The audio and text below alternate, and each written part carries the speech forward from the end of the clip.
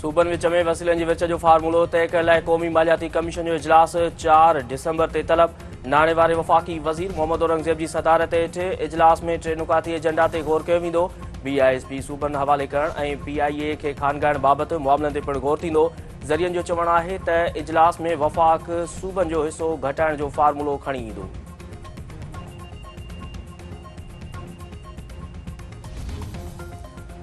खैबर पख्तूनख्वा में security forces जूं कार्रवायूं 13 दहशतगर्द मारिजी विया। हथियार ऐं बारूदी मवाद हथ।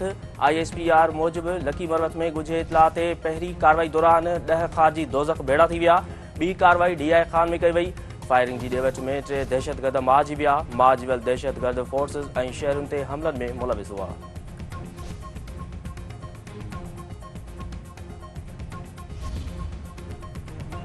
नायब वज़ीर आज़म इसहाक़ डार चयो आहे त कश्मीर मसइले जे हल बिना ॾखण एशिया में पाईदार अमुन मुमकिन नाहे। वालारल जम्मू ऐं कश्मीर जो हल कश्मीरी अवाम जे उमंगुनि मूजिबि थियणु घुरिजे।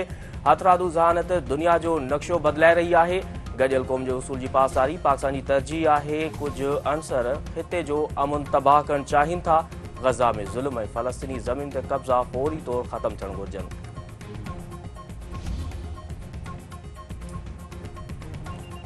सिंध TV नेटवर्क जे सॾ ते औरत जी आज़ादी सिंध जी ख़ुशहाली जे सिरे हेठि सक़ाफ़ती ॾिहाड़ो मल्हाइण लाइ सरगर्मियूं तेज़। नवाबशाह में सिंधी अदबी संगत तरफ़ां मुशाइरो। गंबड़ जे ख़ानगी कॉलेज में तक़रीरी मुक़ाबलो।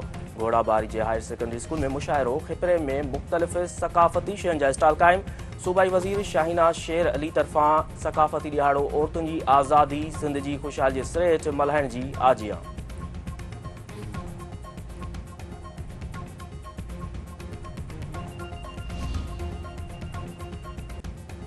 अमरीकी सदर डोनाल्ड ट्रंप सां व्हाइट हाउस में न्यूयॉर्क जे मेयर ज़ोहरान ममदानी जी मुलाक़ात। गॾियल मामलनि ते ख़्यालनि जी ॾेवट। अमरीकी सदर जो चवणु आहे त ज़ोहरान ममदानी सां मुलाक़ात हाकारी रही।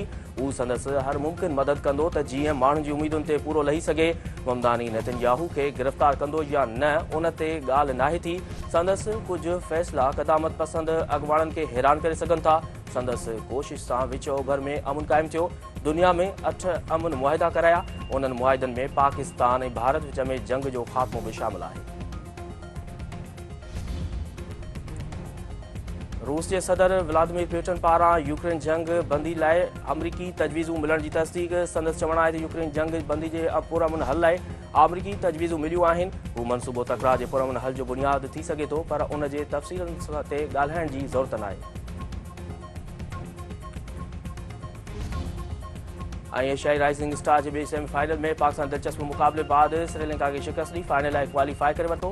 शाहीन ए तरफ़ां मिलियल 154 रन्सुनि जे जवाब में श्रीलंकन ए टीम मुक़ररु ओवरनि में 9 विकेटुनि जे नुक़सान ते 148 रन्सूं ठाहे सघी। फाइनल में पाकिस्तान जो मुक़ाबलो बांग्लादेश सां थी।